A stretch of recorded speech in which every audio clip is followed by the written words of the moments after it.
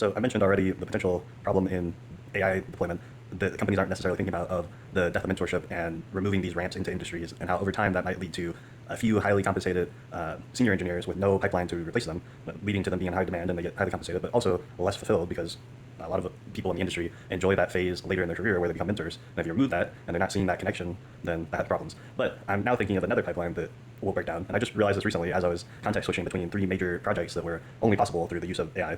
And I've mostly converted full skepticism of I don't think there's really a place for AI in the workflows, especially in my particular industry, to there's definitely a way to leverage it and to increase your productivity and all that, like is demanded of us these days. But the new issue here that I found as I was switching between the three projects is those lull periods were gone.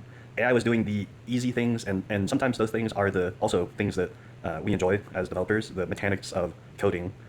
I happen to be fine with only having ideas and speccing these ideas and architecting what needs to happen and the interfaces of it. And I happen to be pretty well attuned to juggling multiple tasks and thinking hard and all this. And I'll get to this in a bit. I like to think that I'm capable of these things.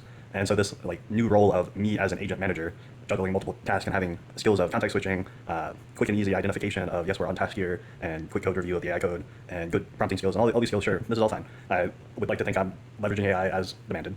But the issues that arise here is without those lulls and just cranking on the hard part of the thinking, I think that that's going to lead to a special form of burnout, first off. And even for people like me who are, my mind latches onto this type of work, others not so much. But even my mind, even though it's latching onto it, may burn out over time.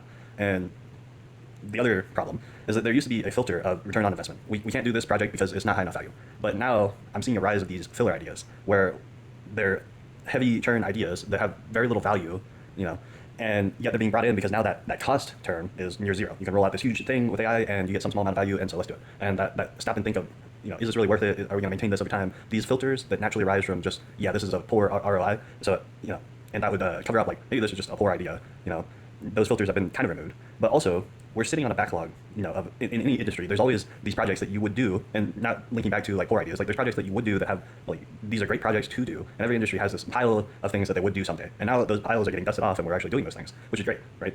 But what happens when this is like a train's engine where you're shoveling a pile of coal and no one's refilling this pile of coal, and then you're staring at an empty pile of coal and you can no longer feed this machine to keep chugging along at that pace? What happens when you tap out all the easy ideas, all the backlogged ideas? What happens when you've done everything? I'm expecting that we're going to hit a creativity bottleneck where AI can run through an idea so fast that we stop being able to feed it those ideas. And then we just encounter a creativity bottleneck. And we've set the standard and this pace of going forward with this level of momentum. And if that stops, you can't just tell people, come up with 10 great new ideas today, So I think that's maybe the next pipeline that breaks down.